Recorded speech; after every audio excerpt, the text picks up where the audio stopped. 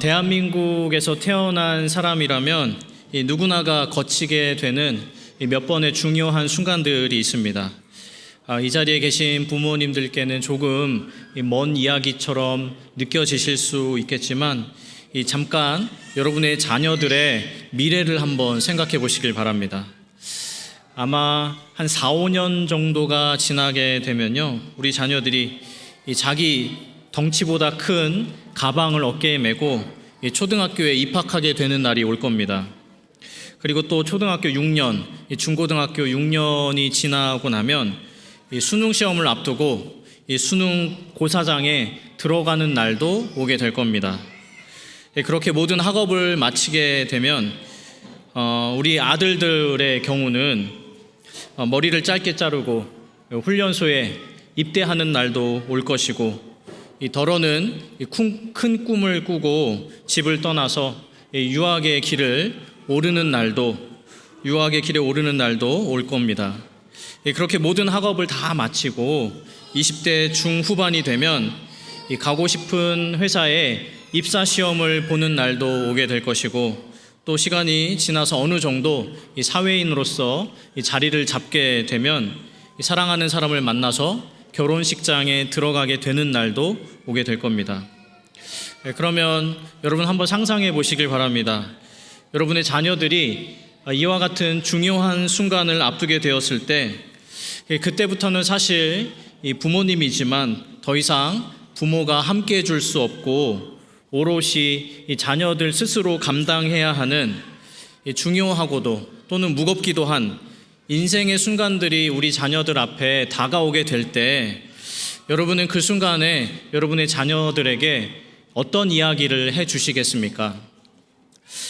오늘 보신 이 마태복음 본문에서 우리 주님도 그와 같은 중요한 순간에 서 계신 것을 보게 됩니다. 세례를 받으신 이후로 이제 곧 십자가의 길을 출발하셔야 하는 겁니다. 그 길은 이 세상 누구도 대신 갈 수 없는 길, 오직 예수님만 가실 수 있는 길, 예수님 혼자서 감당하셔야만 하는 그런 길이었습니다. 여러분 잘 아시는 대로 우리 주님께서 그 길을 걸으시는 동안 그 누구도 상상할 수 없는 무게를 감당하셔야만 했습니다. 끊임없는 반대자들이 있었고 엄청난 박해가 있었습니다. 이 사람들이 예수님께 대하여 불처럼 환호했다가 어느 순간 얼음장처럼 차갑게 변해버렸습니다. 예수님은 공생애 내내 어느 누구에게도 기대어 쉬지 못하셨고, 마지막 순간에는 제자들도 다 예수님 곁을 떠나버렸습니다. 그럼에도 예수님은 그 길을 가셔야만 했습니다. 십자가의 길은 그 누구도 대신할 수 없는 오직 예수님만이 감당할 수 있는 길이었기 때문입니다. 그런데 여러분, 오늘 본문에서 우리 주님께서 그 길을 출발하시기에 앞서서 세례자 요한에게 세례를 받으셨습니다. 그리고 세례를 받고 물에서 올라오시던 순간, 이제 곧 십자가라는 그 길로 들어서야 하는 그 순간, 하늘로부터 음성이 들려왔습니다. 이는 내 사랑하는 아들이요 내 기뻐하는 자로다. 여러분 한번 생각해 본 적 있으실지 모르겠습니다. 이 공생의 시작을 앞두고 왜 성부 하나님께서 성자 예수님께 이런 음성을 들려주셨을까?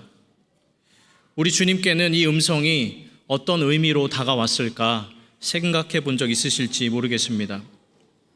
여러분, 예수님은요, 예수님 시대 당시 많은 사람들에게, 그리고 사실은 오늘날 우리 시대의 사람들에게까지, 수많은 사람들에게 예수님은요, 병을 고쳐주는 자, 남다른 교훈을 전하는 자, 놀라운 말도 안 되는 기적을 행할 수 있는 자, 심지어 빵과 물고기 같은 먹을 것을 나누어 주는 자, 인생의 문제를 해결해주고 불가능한 일을 완성시켜주는 자로 여겨졌습니다.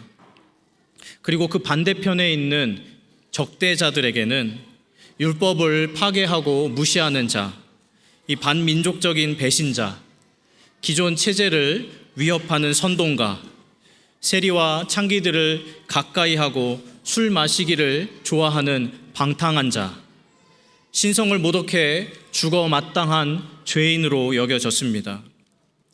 여러분, 이와 같은 내용들이 당시의 사람들이 예수님을 바라보는 시선이었고, 예수님께서는 이와 같은 시선을 견디시면서 십자가의 길을 걸어 가셔야만 했습니다. 자, 그런데 예수님께서 그 첫 걸음을 떼실 때 아버지 하나님께서 아들 예수님을 향해서 말씀하시는 겁니다. 사람들이 너를 어떻게 보든지 간에, 너에게 무엇을 기대하고 무엇을 바라든지 간에, 너에 대해서 무엇이라고 이야기를 하든지 간에 잊지 말기를 바란다. 너는 내 사랑하는 아들, 내 기뻐하는 자란다. 이는 내 사랑하는 아들이요 내 기뻐하는 자라. 여러분, 이 말씀은 성부 하나님께서 성자 예수님께 아버지가 아들에게 심어주신 정체성이었습니다. 여러분, 이 자리에 서 있는 저를 비롯해서 우리 모두에게는 여러 가지 정체성이 있습니다. 우리에게는 각자 감당해야 하는 역할에 따른 정체성들이 있습니다.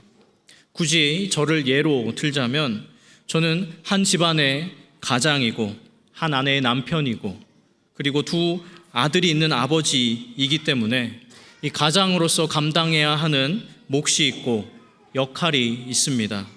또 우리 영락교회에서는 부목사로, 교구의 목사로, 또 대학 청년들의 목사로서 감당해야 하는 역할이 있고 보여야 하는 신앙의 본이 있습니다.